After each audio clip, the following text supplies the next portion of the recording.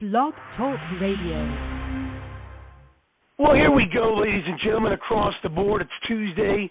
We started strong from Cleveland, Ohio, move over the Rock and Roll Hall of Fame, the Browns, the Guardians, and the Cavaliers. It's the American Sports History Podcast, produced by yours truly, Mark Mancini, hosted by my good friend, a brother, a mentor, Peter Ray.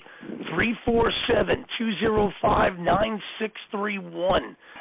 This show goes by quick. There's about 65 of you on here, and I can't get to everybody. So you catch the archive version on blogtalkradio.com/Mancini Sports, podcast platforms, wherever you subscribe to, powered now by Mancini Media.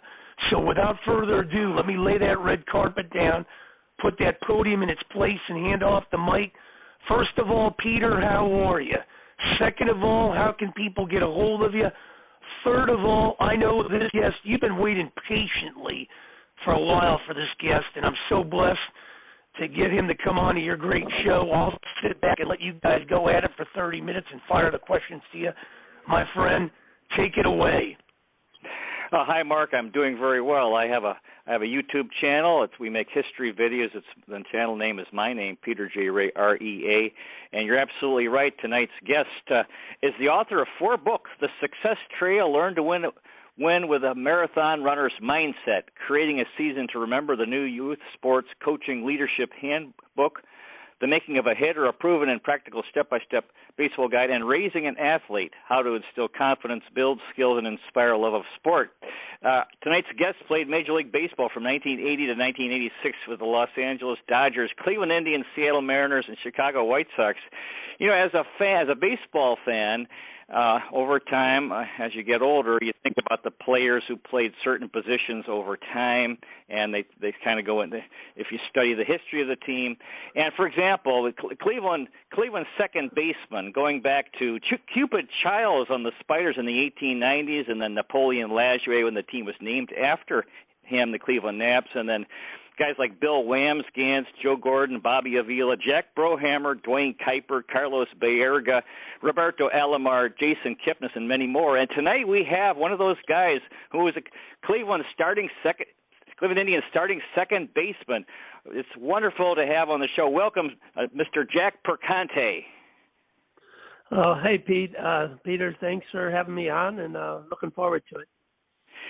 So, you know, I love these books you've written. I picked up the one, Creating a Season to Remember, and I'm sure I agree with you on your ideas about making sports fun for kids. And but we don't have a lot of time here. I wanted to focus on the 1982 Cleveland Indians. Now, you played 93 games that year, and you were the starting second baseman. And so I'd like to talk. I'm interested in your memories. That year I was 22. I was having a hard time. So I was kind of the 82 team is strong in my memory. So I'll throw some names at you. I'm interested in your thoughts on them. First of all, Dave Garcia, the manager. Very nice man, good manager.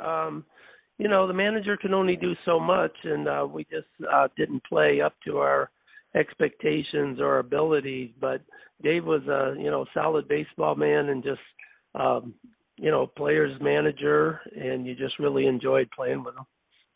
Tom McCraw, coach. Same thing, just a wonderful guy, always in your corner, always believed in you, and just a good man. Ron Hasse, catcher. Came to play every day. That's all you can ask, and was very solid, had a great season, and was, once again, another quality individual and good team player. Mike Hargrove. Awesome, just another one, great team player, one of the team leaders, I would say, and no surprise he went on to become a great manager, and, he was another, positive guy, and just real solid player for sure. Mike Fischlin. Fish was started out as utility man and then worked his way into the starting lineup, and just had a great season, and a lot of energy, and just brought it every game. And he had a super season that year in '82. Toby Hara.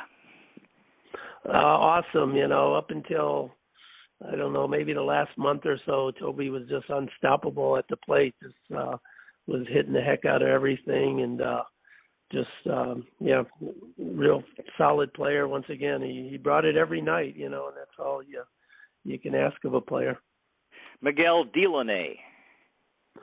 Miguel, good leadoff man. Had the speed. He was the catalyst, and when he was going, then that sure helped the rest of the lineup.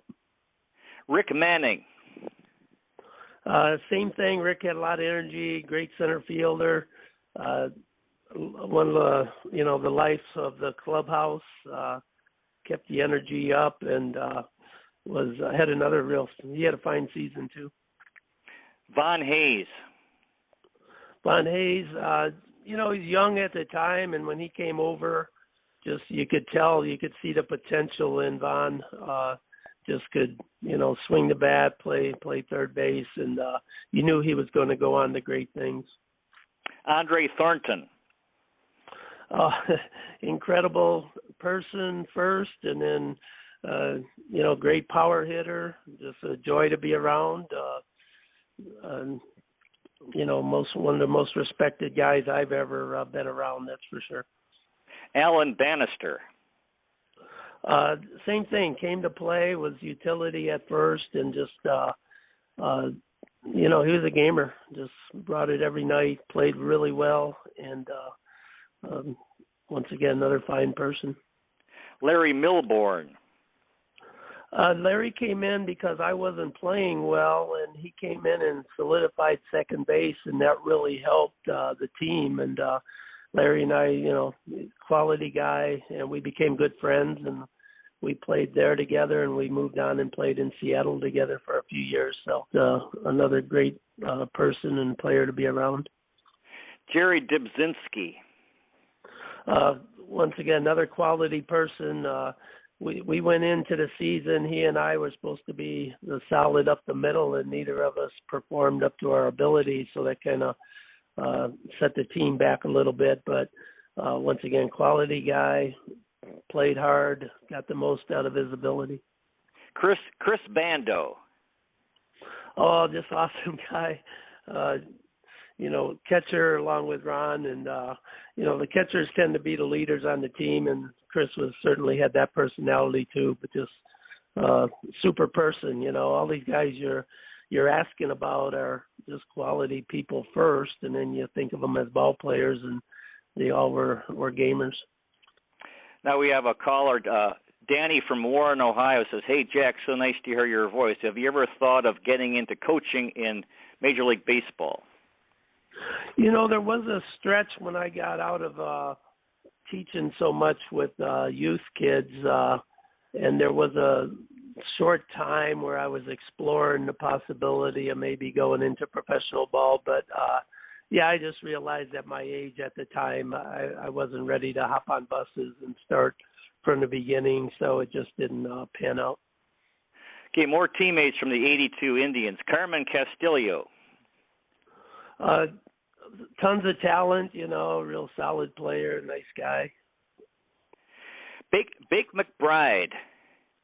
Oh, Bake was, he was one of the veteran leaders, and I learned a lot from him on hitting, and just another, had a great career, and was, a lot of fun to be around also.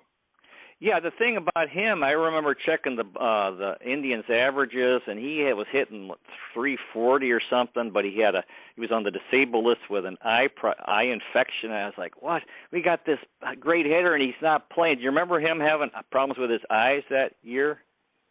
I remember him being out. I couldn't remember exactly what the reason was, but when he wasn't in the lineup, it certainly hurt us. Edwin from Youngstown, Ohio. Great show as always. Favorite city playing in toughest city. Denise from San Francisco, California. Jack, did you ever get in a brawl or been on the outside of one? inside in San Francisco in Candlestick there, we had a brawl. But when I was with the Dodgers, that was pretty crazy time, but never outside the stadium, I guess. Get back to the 82 Indians. Joe Charbonneau. Joe, super guy, super Joe, obviously. Unfortunate he had the injuries. I knew Joe. He was one of the few guys I knew before I got to the Indians because we roomed together in Mexico in winter ball one year. So I got to know Joe well, and we got along really well. I would say I don't know if we were necessarily opposites, but we just got along really good, and I became good friends. And once again, it was just unfortunate he never had the career that he probably could have had if he would have stayed healthy. So by 82, how was he dealing with that? In 80 was his magical year. How was he coping with the decline of his career? Like all of us, he's going day to day and just trying to, swing the bat and produce like he knew he could. But when you have a bad back, that affects about everything you do. And so, but he worked hard and did his best. And that's all of us were trying to do. Okay, Lenny Barker. Great pitcher, just fun to play behind. Gamer, once again, another one that just brought it every night, gave his best, and just good guy. Rick Sutcliffe. Sut was, I had come with him from the Dodgers. We were traded together, so I knew Sut back many years, and he was just a great teammate, and he just knew how to pitch. When you played behind him, you just recognized how good a pitcher he was, and he knew who the guys he was going to get out and who the guys he wanted to avoid, and he turned in. He's a Rookie of the Year when I was with him with the Dodgers, but then he went on and had a great career after Cleveland too when he got traded. So just a super pitcher, Larry Sorensen. Larry, another one that got the most out of his ability. He wasn't a flamethrower, but he knew how to pitch, and he went out there and wanted the ball, and pitched really well for us. And another guy that kept you on your toes because you knew he was going to get the ground balls. So we were ready when he pitched. That's for sure. John Denny. When you think of all these guys, how great they were, you just wonder why we weren't better, But, another super pitcher, really solid, had a really nice career, and, good guy, too. Rick Waits. Rick Waits, solid person. Everybody respected him a lot. Once again, another guy that, got the most out of his ability and tools, and gave us so many quality innings and had a great season. Dan Spillner. Dan was awesome that year. If we had the lead in late innings, the ninth, we were going to win. And so that's what a closer is all about. So he had a super year. Ed Whitson. Another guy that, super talented, had really good stuff, so you enjoyed playing behind him also, and was very intense and ready to go each game. Ed Glynn. Real solid out of the bullpen. I knew Ed, too, from the minors a little bit, so we were friends up there, and he was a good left-handed pitcher that, could get guys out. One of the I can't remember what book it was, but one of Terry Pluto's books, he wrote about how he had a conflict with Ed Glynn. Do you remember anything about that? I do not know. Okay. Neil Heaton. Another lefty that was real solid, He had great arm, challenge hitters, and was, good guy, too. Bert Blyleven. Hall of Famer. You could see it then, and I'm so happy he got in. Was fun on and off the ball field, of course, and just was one of the best. So, when you talk Hall of Famer, what else can you say? But once again, in the clubhouse, he was a great guy to have around and kept everybody loose and just had a lot of fun. Jerry Reed. Yeah, solid player. Played well and brought it every night. Okay, now with the '83 Indians, you played 14 games. Manny Trio. Oh, such great hands. He was amazing to watch him. I mean, I was second base, he was second base, and you couldn't even compare the two with how smooth he was and how quick his hands were. I was nowhere near as talented or as efficient, I guess you'd say, as he was, but just fun to be around and just made things look easy and was had a nice career. Julio Franco. Yeah, you could just see the potential in him, and there was no wonder that he went on to play for so long and was great. He just had all the tools and worked really hard, like most of the guys, and so you're real happy for him to have such a great career like he ended up having. Gorman Thomas. Gorman, great guy. I was traded with him to Seattle, so we hung out in Seattle for a couple of years together and just got to know him well. And real gamer. He'd go out there, play through injury if he had to, and was just fun to watch. And he's one of the original, I guess, power hitters that you just really liked to watch, and was fun. Yeah, it was fun having him on the team because he was a big part of the '82 Brewers, and it was like, hey, Stormin' Gorman, we got Gorman Thomas. I was like, yeah, wow. Did you played for the '81 Dodgers in 8 games? Did you get a World Series ring? I did. Yeah, I was real fortunate. I was called up for the last month, and the Dodgers were real generous and giving even the guys that were up there in the season a little bit a ring. So I have a ring. I have a World Series trophy. So I was very fortunate in that regard. Well, that's wonderful. Yeah, I was interested in that. So you went to the Dodgers before you were you were the Dodgers in 1980, and then I'll give you some more names here. Tommy Lasorda, the manager. Very motivational, he was the guy that that would get us pumped up for the big games, and kept things loose too, of course. With Tommy's personality, a lot of the attention went towards him, which kept it off the players and the pressure off the players. So another Hall of Famer, so not too much else to say. Steve Yeager. Real solid catcher, real gamer. Always gave 100% and had a great cannon of an arm, that's for sure. So, like I said before, the catchers often tend to be one of the leaders on the team, and Steve fell into that category too. Steve Garvey. Super player, real. He was always real genuine to me and real nice. And once again, he's a borderline Hall of Famer, so had a great career and was, huge for the Dodgers all those years and very clutch. Davy Lopes. Davy Lopes, a leader, one of the leaders on the team, one of the quiet leaders, I'd say, but always, nice to me, even though I was trying to get his job away from him, but very talented, and he could really smack the ball around and run the bases, steal bases.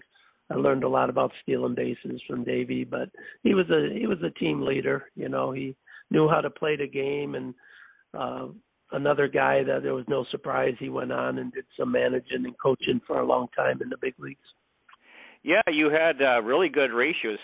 For your career, 78 stolen bases, 13 caught stealing. So he did a good job teaching you. You were a good student of base stealing from Davy Lopes.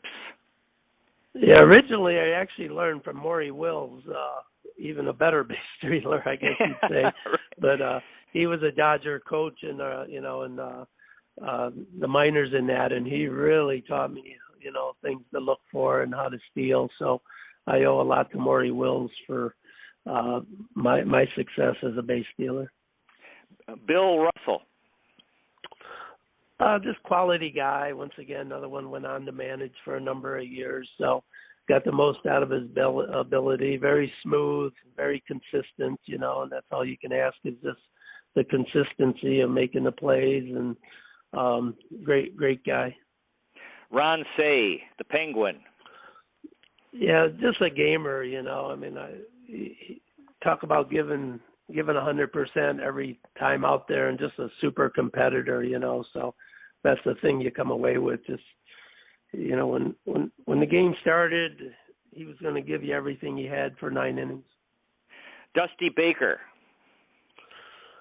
Awesome, just like he is today. When I read about him today, just such a positive man, such a great person. He was always encouraging, with me as a young player and a rookie. He was always very nice to us and trying to pump us up always and keep us optimistic and give us encouragement. So once again, no surprise at all that he went on to become a great manager and is still to this day. So, and he was obviously a super player too. So, I was so lucky with the Dodgers to be around so many great players and a great organization back in the day. Reggie Smith. So good, switch hitter, just great career, and just I know he's gone on to study hitting and is one of the leading authorities on teaching hitting, and just was a real solid ball player, great career. Jay Johnstone. Yeah, Jay was fun to be around, as everybody knows. Was very likable, positive, really good to the young guys too, and just fun. And because of he was so much, his attitude made him such a great pinch hitter. At least when I played with him, he was always a great hitter, and he studied it and had a great approach every time he went to the plate. And it's unfortunate that we've lost him. Rick Monday.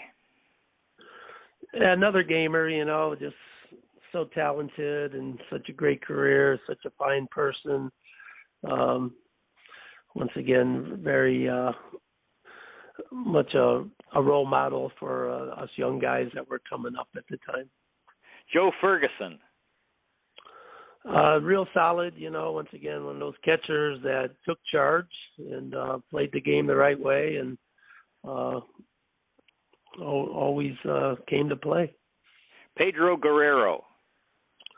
Yeah, just a great hitter, every time he's one of those, when he came up to bat, you're going to watch, you're not going to the concession stand when Pedro came up because he could hit the ball a mile and was just a great hitter and intimidated the other teams, I think, and that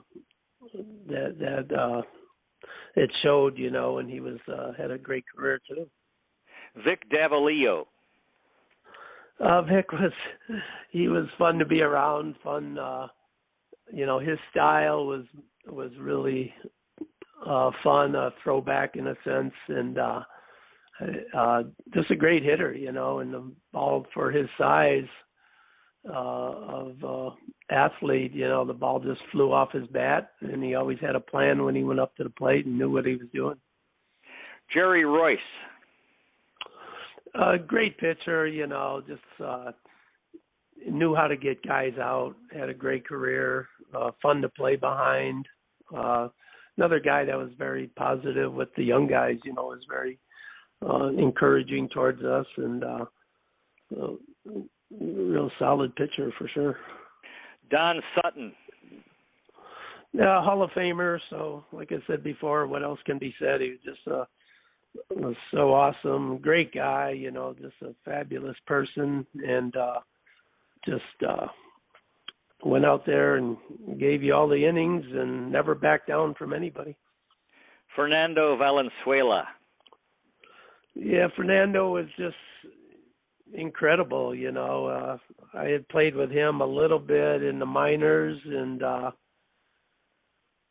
actually faced him in winter ball one year, and I don't think anybody could predict he would go on and become so great, but he had a great attitude, and when I first knew him, he didn't speak the language. He just had fun when he wasn't pitching, and when he was on the mound, he just dazzled. He knew how to get guys out, and had that screwball that was so effective, and just those are fun times, that's for sure. Terry Forster. Really nice man, really nice guy. I didn't play him when I was with him. He wasn't at his best. He had some injuries, but he was just fabulous pitcher. He had nasty stuff, and but once again, very very nice man to the younger guys. Okay, with the '84 Seattle Mariners, that was your best year. Do you want to talk about that year?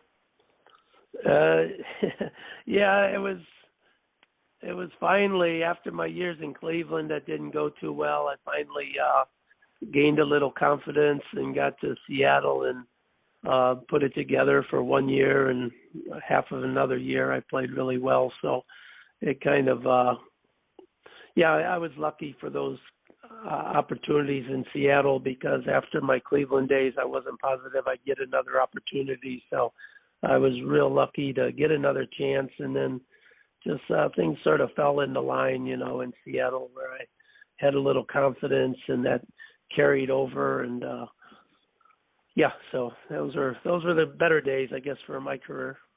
Okay, the '86 White Sox manager Tony La Russa. Well, actually, I played for Jim Fregosi. That was the year La Russa was let go, and they brought in Jim Fregosi. So by the time I got up with the team, Jim was the manager, and he was a great manager, players manager all the way. And, he had a great career also, so he knew, what us players were going through and how to handle us. And, real fine man. And the general manager, Ken Hawk Harrelson. Yeah, I love Ken, because he's the one that got me back to the big leagues with the White Sox, which was my hometown. So I'm forever grateful to the Hawk for getting me back up there and getting another 2 months to my career. So that was real cool. Carlton Fisk. Just incredible player, incredible work ethic. I never seen anybody work as hard as Carlton, and once again, very, very good to me. And just all the young guys were just in awe of him. And he'd catch or play outfield for 9 innings, and after the game, he's one of the few that went right to the weight room and out after the game, and he was the last to leave after. So you can see why he's a Hall of Famer too. George Foster. Very nice man. I didn't get to know him a lot in my time there, but he obviously had a great career with the Reds, and I had played against the Big Red Machine when he was a superstar with them, and we were just in awe of him. And so when I got to Chicago and he was there near the end of his career, it was just special. And he always, I think, got a little bad rap from the press maybe, but he was a very nice person, and very, very upbeat, and just could hit the heck out of the ball. Steve Carlton. Yeah, another one in that category, a Hall of Famer, and just I saw him at the very end of his career, but he still knew how to pitch and knew how to, get guys out. And for me to be able to say I played with him, another one that was just one of the greatest, is just mind-boggling for me. Tom Seaver. Tom Terrific. He's just, a man among men, I guess you'd say. He was just incredible, just one of the best, very great person. And just when you think of his career, Hall of Fame, just I faced him early in his career when he was with the Reds, and I didn't feel like I really had a chance. He was that good. and then I faced him near the end of his career, and it wasn't quite the same. So I was able to get a hit off him. So to say I got a hit off a Hall of Famer like that is just a dream come true for me. Now we're running short of time here. I have one last question for you. Do you think is youth sports getting better? Is the trend getting better, or what? How do you see that now? Well, I wouldn't say it's necessarily getting better. The pressures on kids now with the travel baseball and all the expectations put on kids and all the, it's big money now. It's a big money sport where, parents have to pay quite a bit to have their kids play and compete and travel. And anytime you bring in the big money that it costs, there's different pressures put on families and kids and expectations. So wouldn't say it's necessarily better, but hopefully we can work through it and get things where they're a little more reasonable, where kids can enjoy them more and parents can enjoy them more. And but we're always going to have issues, I guess, in that regard. But travel baseball and travel sports have definitely upped the ante on the competition and the pressure and everything. You operated Jack Perconte Sports Academy for 19 years and gave 80,000 lessons. So you've done an awful lot in youth sports, which is wonderful. We are out of time. Do you have any final words for our audience, Mr. Jack Perconte? No, I just want to thank you guys, you and Mark, for having me on. It's always fun to talk baseball and reminisce about the old days and the old players that were good friends, because it's hard to stay in touch as the years go by, but just great memories and just a lot of fun to talk baseball and talk sports again. Well, you'll always be remembered in Cleveland as a guy. I remember it was in '82. It was like, oh, we got a new second baseman, Jack Perconte. Oh, great! And so I'm always rooting for the guys. And so you were there, and you were playing. And I know you didn't have a great year. You hit 230 something, but at 237, yeah. So anyway, but this is. I'm impressed by really impressed by your youth work with youth sports. So that's ongoing. You're continuing with that.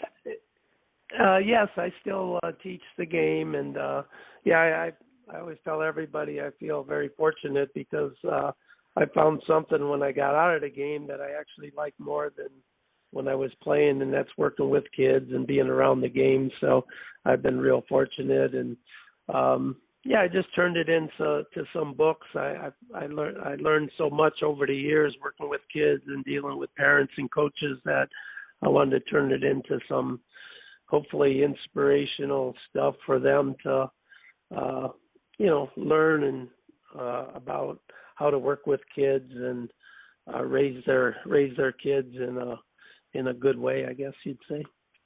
Well, thank you so much for coming on the show. Hopefully we can have you on again and talk more. I'd love to. I've got your book here. I'll read one of your books here, and we can because I was involved with youth sports as well, and I had the same frustrations with the issue of parents and coaches being, big ego and competitive, and the kids not enjoying it. So our guest has been Jack Perconte, MLB player from 1980 to 1986. Wonderful having you on the show. Next week we'll have James Donaldson, former NBA player and mental health leader. Dear listener, may the road rise to meet you. May the wind be at your back. May the sun shine warm upon your face and rain fall soft upon your fields. And until we meet again, may God hold you in the palm of his hand. Good night, everybody. Thanks again, Mr. Jack Perconte. Thanks, Peter, for having me on. Oh, thank you so much. All right.